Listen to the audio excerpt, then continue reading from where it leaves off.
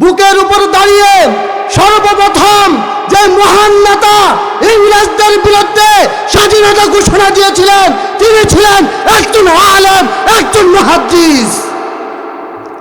শাহ ওলিউল্লাহ মুহাদ্দিস দেওলভী রহমতুল্লাহ আলাইহির সুযোগ্য সন্তান আব্দুল আজিজ মুহাদ্দিসি দেওলভী রহমতুল্লাহ আলাইহি হাদিসের মসনদে বসে ঐতিহাসিক এক ফতোয়া জারি করেছিলেন, হে মুসলিম, হে মুসলমান, ইংরেজদের বিরুদ্ধে সংগ্রাম করা প্রত্যেকটা মুসলমানের উপর ফরজ ফরজাইন।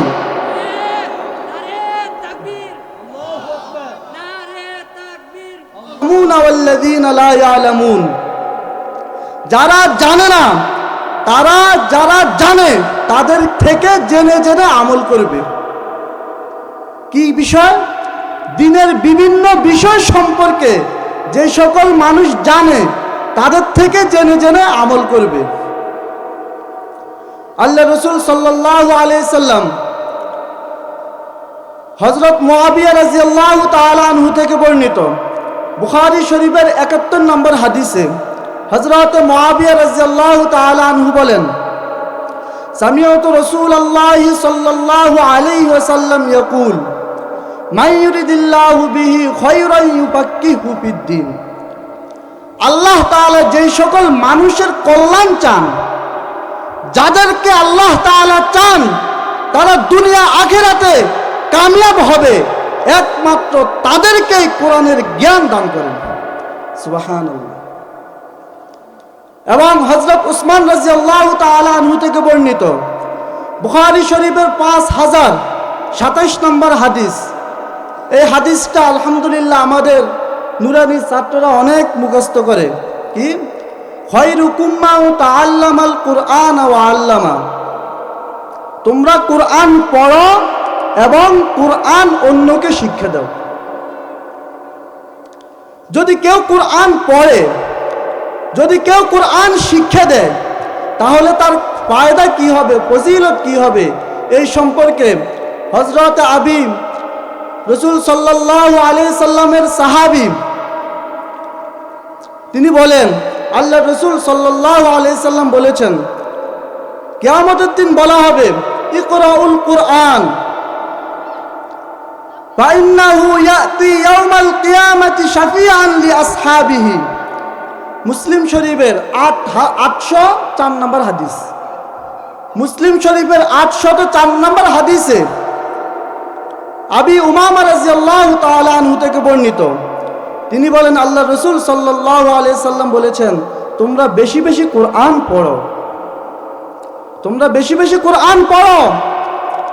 যদি তোমরা বেশি বেশি কোরআন পড়ো তাহলে এই কোরআন ফাইন্নাহু ইয়াতি ইয়াউমাল কিয়ামাতি শাফিআন লিআসহাবিহি, ওই কিয়ামতের দিন যারা বেশি বেশি কোরআন পড়বে এই কোরআন তাদের জন্য শাফি হিসেবে আসবে।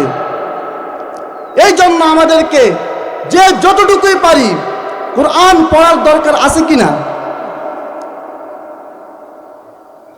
শুধু এখানেই শেষ? হযরত আব্দুল্লাহ ইবনে আমর রাদিয়াল্লাহু তাআলা আনহু থেকে বর্ণিত,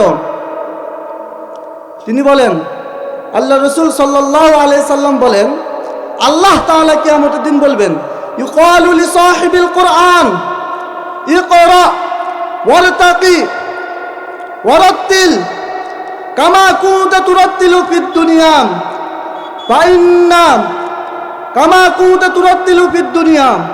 তোমরা কোরআন পড়ো এবং উপরের দিকে উঠতে থাকো। ফাইন্না মানজিলাতাকা আখির ইনদা আখির আয়াতিন তাকরাউহা। কোরআন পড়তে থাকো এবং উপরের দিকে উঠতে থাকো। যতক্ষণ পর্যন্ত তুমি কোরআন পড়তে থাকবা ততটুক পর্যন্ত উপরের দিকে উঠতে থাকবা।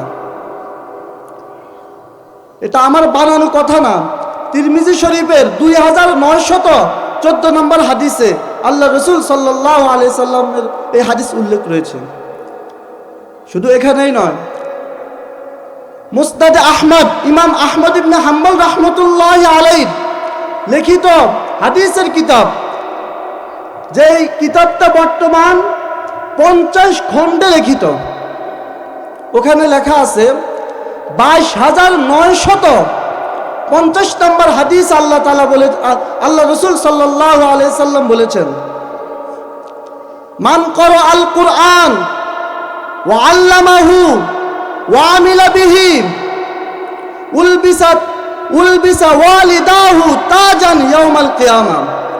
কোন ব্যক্তি যদি কোরআন পড়ে আর কোরআন অন্যকে শিক্ষা দেয়, ওই কোরআন অনুযায়ী আমল করে, তাহলে কিয়ামতের দিন তার পিতা মাতাকে আল্লাহ তাআলা নূরের টুপি পরিধান করাবেন। কয় নম্বর হাদিস? 22,950 নম্বর হাদিস। আলহামদুলিল্লাহ, আপনাদের খুশ নসিব যে এখানে একটা মাদ্রাসা আছে, হাফেজ হইতেছে। আজকে হাফেজদেরকে 3 জন হাফেজে কোরআনকে পাগড়ি পরিধান করাবে। হাফেজ কারা ছিল? এ পাগড়ি কেন পরিধান করানো হয়? ফেরেশতাদের পোশাক হলো পাগড়ি।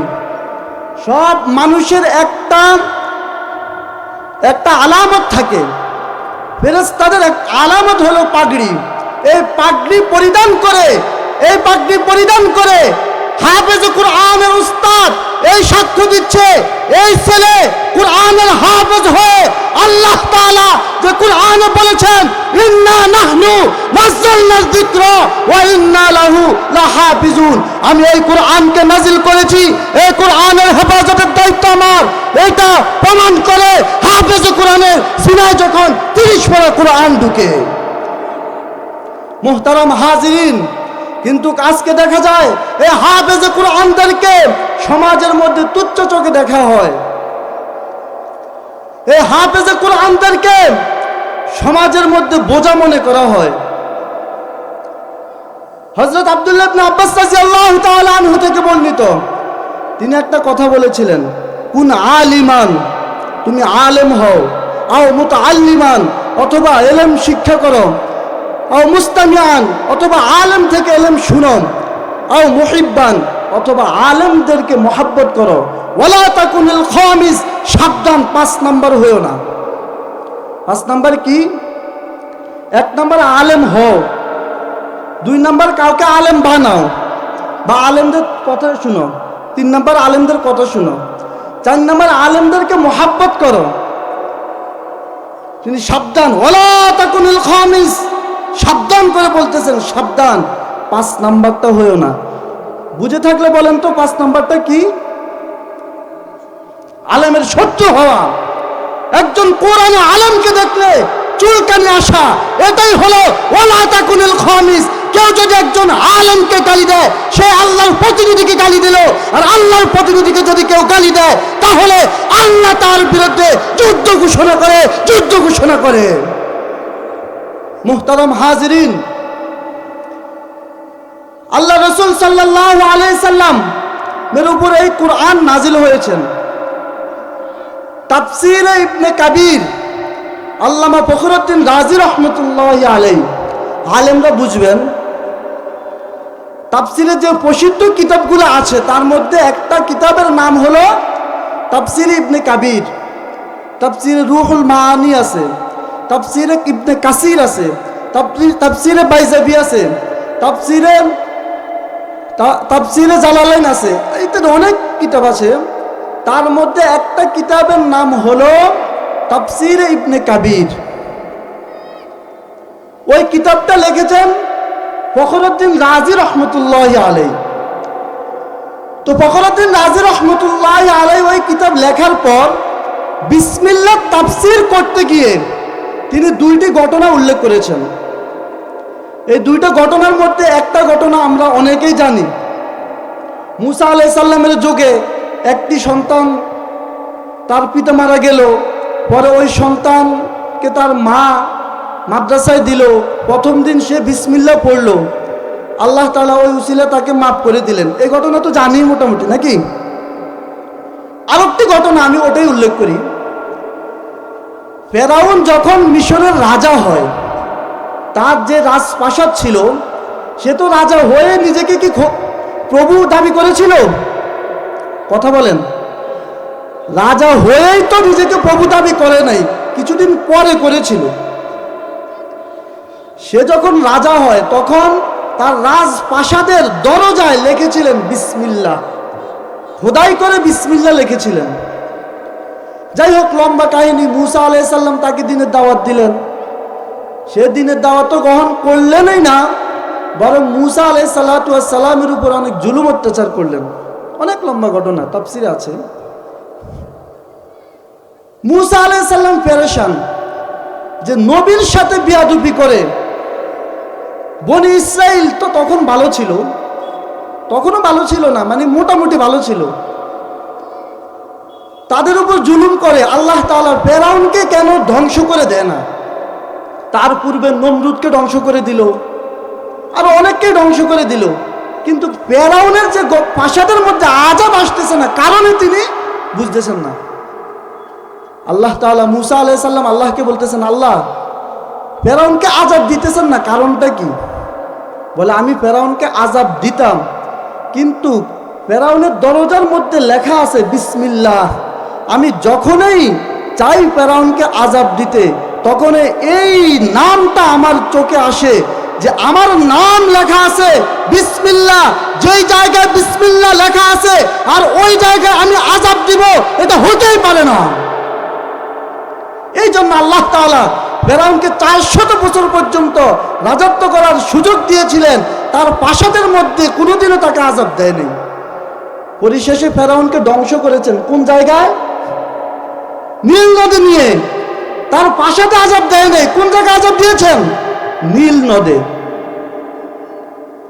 আল্লামা ফখরুদ্দিন রাজি রহমতুল্লাহ আলাইহি বলেন, এই বিসমিল্লাহর এত দাম যে ফেরাউনের মতো যে নিজেকে খোদা দাবি করেছে, তাকে আল্লাহ তাআলা তার প্রাসাদের মধ্যে ধ্বংস করেননি।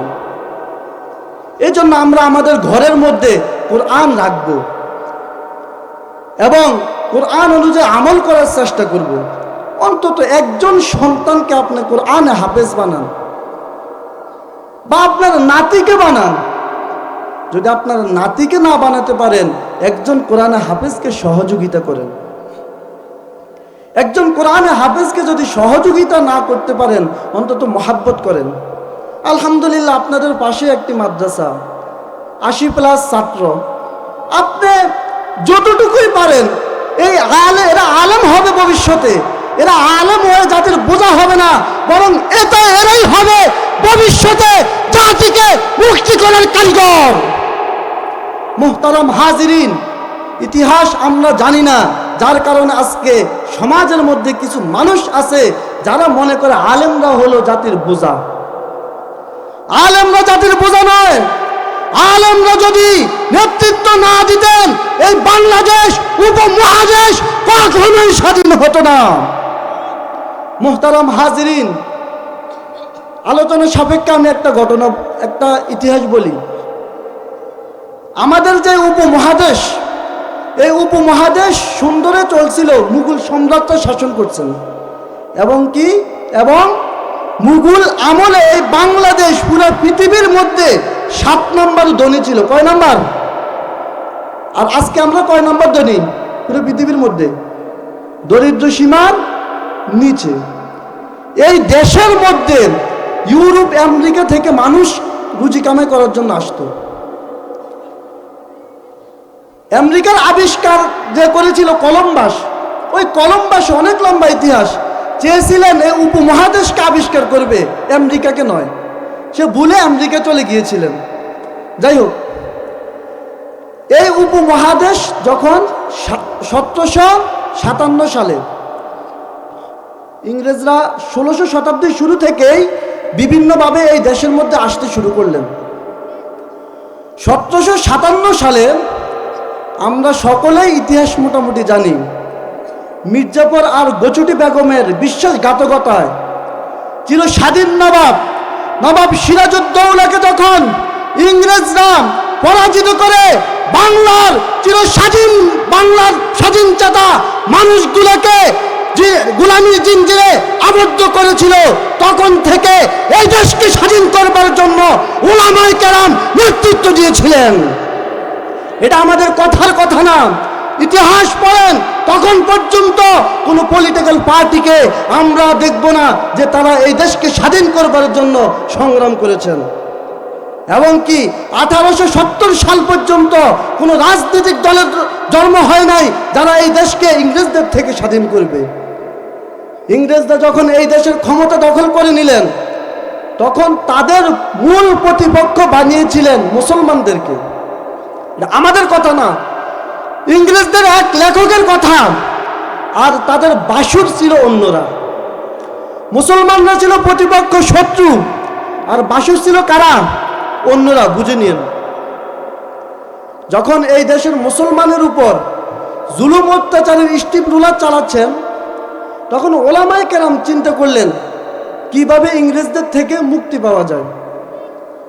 মুহতারাম হাজিরিন, তখন ইংরেজদের উত্থান শুরু।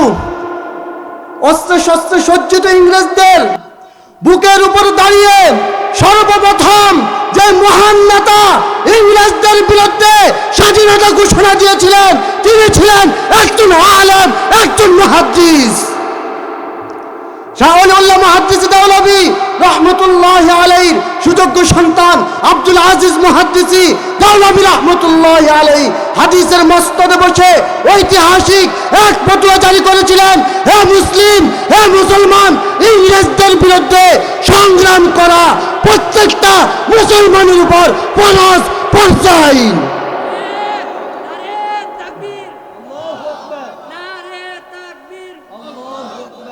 ইসলামের শত্রুরা হুঁশিয়ার সাবধান, নারে তাকবীর।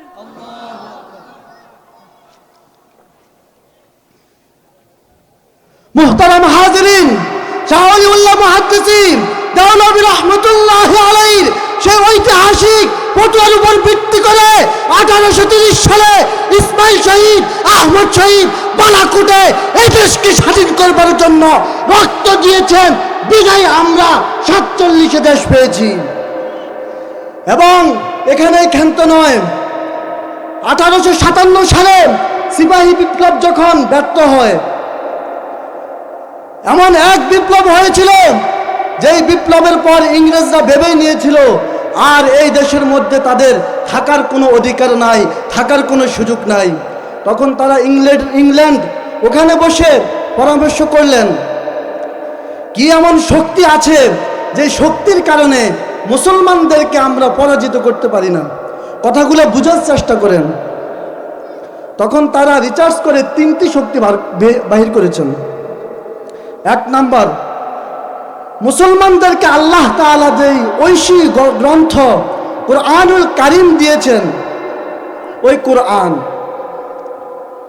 কুরআনুল কারীমের মধ্যে আল্লাহ তাআলা অসংখ্য আয়াত নাজিল করেছেন, ওয়াজাহিদু বিল্লাহি হাক্কা জিহাদি, সত্যকে বাস্তবায়ন করবার জন্য জিহাদ করো। 1 নাম্বার কুরআনুল কারীম। 2 নাম্বার মাদ্রাসা। কেন? এই মাদ্রাসাগুলায় মুসলমানদের সন্তানরা গিয়ে পড়াশোনা করে আল্লাহর কোরআন বুঝে। আল্লাহ রাসূল যে বলেছেন, আল জিহাদু মাযিন ইলা ইয়াউমিল কিয়ামা লা ইয়াবকা আলা যাহরিল আরদি বাইতু মাদারিন ওয়ালা ওয়াবারিন ইল্লা আদখালাহুল্লাহু কালিমাতুল ইসলাম বিইজ্জি আজিজ ওয়া জিল্লি জালিল। এমন কোন কাঁচা পাকা ঘর বাকি থাকবে না যেখানে ইসলামের সেই তাওহীদের বাণী পৌঁছাবে না। ইনশাআল্লাহ আমেরিকার হোয়াইট হাউসে, চীনের বেইজিং এ, রাশিয়ার মস্কোতে, দিল্লির লাল কেল্লায় আবার ইসলামের পতাকা উড়বে, ইসলামের পতাকা উড়বে। মুহতারাম হাজিরিন, তখন ইংরেজরা মুসলমানদের দ্বিতীয় কারণ বার করলেন কি? আলেম সমাজ, মাদ্রাসাগুলা। দ্বিতীয় কারণ কি? মাদ্রাসাগুলা। এটা একটু স্মরণ রাখেন। 1 নাম্বার কি? কুরআনুল কারীম। 2 নাম্বার কি? মাদ্রাসা। আর 3 নাম্বার হলো মুসলমানদের আলেম সমাজ। আপনি বলেন আলেমরা কেন হবে? ইংরেজদের প্রতিপক্ষ, ইংরেজরা যে পরাজিত বরণ করে, মূল কারণের মধ্যে 3 নম্বরে কারা? আলেমরা। কেন? আলেমরা কি করে? আলেমরা যখন কুরআনুল কারীম পড়ে মাদ্রাসায় গিয়ে যখন আল্লাহ তাআলা যে কুরআনুল কারীমের মধ্যে যে আছে ওয়াজাহিদু বিল্লাহি হাক্ক জিহাদি, এই আয়াতগুলো যখন আলেমরা পড়ে, এই আয়াত পড়ে পড়ে ঘুমন্ত মুসলমান, হয়তো তার চেহারার মধ্যে দাড়ি নাই, হয়তো সে পাঞ্জাবি টুপি পরে না, কিন্তু আল্লাহর দ্বীনের কথা যখন শুনে তখন সে আল্লাহু আকবার বলে দ্বীনের জন্য দাঁড়িয়ে যায়, দ্বীনের জন্য দাঁড়িয়ে যায়।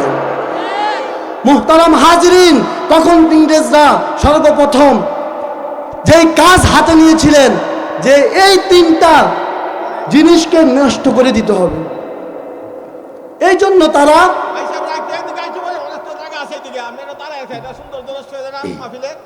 একটু কষ্ট করে দিকে যথেষ্ট জায়গা আছে, ফাঁকে ফাঁকে একটু কষ্ট করে দিকে আসেন। আপনাদের জন্য তো আমরা বসার জায়গা তৈরি করছি, এখানে এসে বসে দাঁড়াইলে মহিলার সৌন্দর্য নষ্ট হয়ে যায়। এই জন্য তারা কি করেছে, 30,000 তৎকালীন 30,000 কোরআনের কপিকে জ্বালিয়ে দিয়েছে। তৎকালীন হাতে লেখা কোরআনের কপি 30,000 কপি। শুধু এই বাংলা নামক দেশটায় 80,000-এরও বেশি মাদ্রাসা বন্ধ করে দিয়েছে এবং 1854 থেকে 56 পর্যন্ত 3 বছরে 14,000 আলেমকে তারা হত্যা করেছে। বলা হয় শের খান পুরা ভারতের মধ্যে আজও 1 নম্বর রোড হিসেবে স্বীকৃত। যখন মুসলিম শাসক শের খান শাসন করে, তিনি একটি রোড বানিয়েছিলেন খাইবার থেকে দিল্লি পর্যন্ত 16 মাইল যাবত। বলা হয় ওই 16 মাইল রাস্তার দুপাশে এমন কোনো গাছ ছিল না যে গাছের মধ্যে স্বাধীনতাকামী একজন আলেমের লাশকে ঝুলানো হয় নাই, লাশকে ঝুলানো হয় নাই।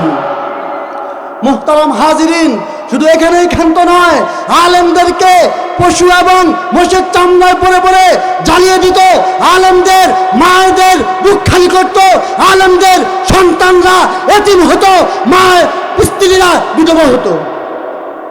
বলা হয় 55,000-এরও বেশি আলেমকে হত্যা করেছে।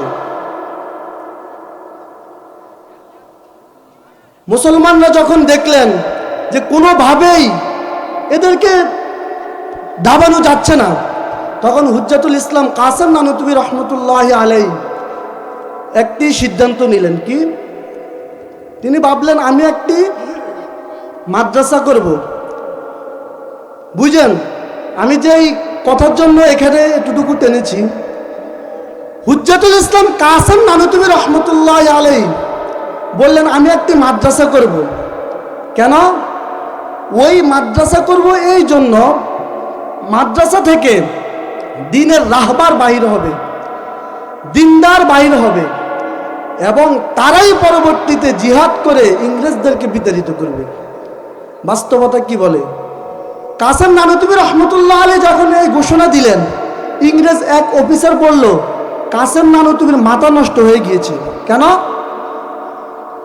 বাবরি গাছের তলে একজন উস্তাদ আর একজন ছাত্র বসে রয়েছে, আর তারা নাকি ইংরেজদের মতো সুপার পাওয়ারদেরকে সরিয়ে দিবে। এটা কিভাবে হয়?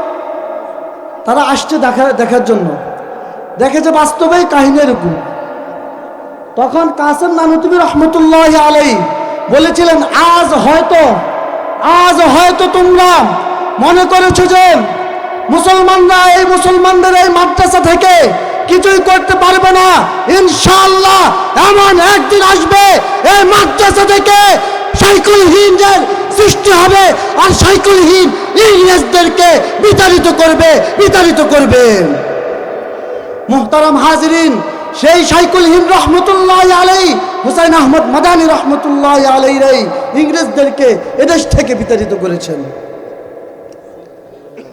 এই জন্য আপনার সন্তান যদি মাদ্রাসায় পড়ে, আপনার সন্তান যদি দ্বীন শিখে, তাহলে সে দিনদার হবে, দিনদার হয়ে দেশের জন্য লড়বে, জাতির জন্য লড়বে ইনশাআল্লাহ। আল্লাহ রসুল সাল্লাল্লাহু আলাইহি সাল্লাম এর সাহাবীদের মতো তার ভিতরে ঈমান আসবে। ছোট্ট একটা ঘটনা বলে শেষ করে দিন।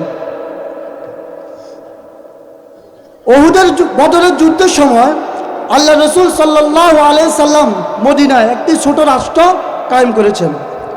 রাষ্ট্র কায়েম করার পর কাফেররা কি করলেন, আক্রমণ করার জন্য ওই রাষ্ট্রে আসলেন, মদিনায় আক্রমণ করার জন্য আসছেন। আল্লাহ রসুল সাল্লাল্লাহু আলাইহি সাল্লাম সাহাবায়ে কেরামকে ডাকছেন, ডাইকে বলতেছে এই যে তারা আমাদেরকে সমূলে শেষ করে দেওয়ার জন্য চেষ্টা করতেছে, এখন কি করা যায়?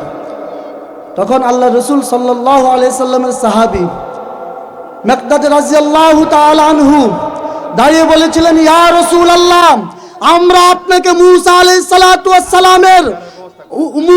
সালামের সাহাবীদের মতো বলবো না, ইযহাব আনতা ওয়া রাব্বুকা ফাকাতিলা ইন্না হাহুনা কাঈদুন, বরং ইসলামকে প্রতিষ্ঠা করবার জন্য, তাওহীদকে প্রতিষ্ঠা করবার জন্য আপনার ডানে, আপনার বামে, আপনার সামনে, পিছনে থেকে সংগ্রাম করে কাফেরদেরকে ধ্বংস করে ছাড়বো, ধ্বংস করে ছাড়বো ইনশাআল্লাহ। ইনশাআল্লাহ প্রস্তুত আছেন তো? ইনশাআল্লাহ ইসলামের জন্য, আল্লাহর জন্য নিজের জীবনকে অক্ষ করবেন। কে কে প্রস্তুত আছেন? দুই হাত তুলে আল্লাহকে দেখান। আল্লাহ তাআলা আমাদেরকে খালিদ বিন ওলীদের মতো, মিকদাদ রাদিয়াল্লাহু তাআলা আনহুর মতো সিংহ পুরুষ বানিয়ে দিক। নাসরুম মিনাল্লাহি ওয়া ফাতহুন করিব ওয়া বাশশিরিল মুমিনিন। আসসালামু আলাইকুম ওয়া রাহমাতুল্লাহি ওয়া বারাকাতুহু।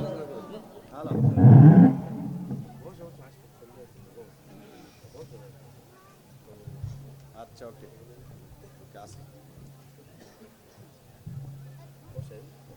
আসসালামু আলাইকুম।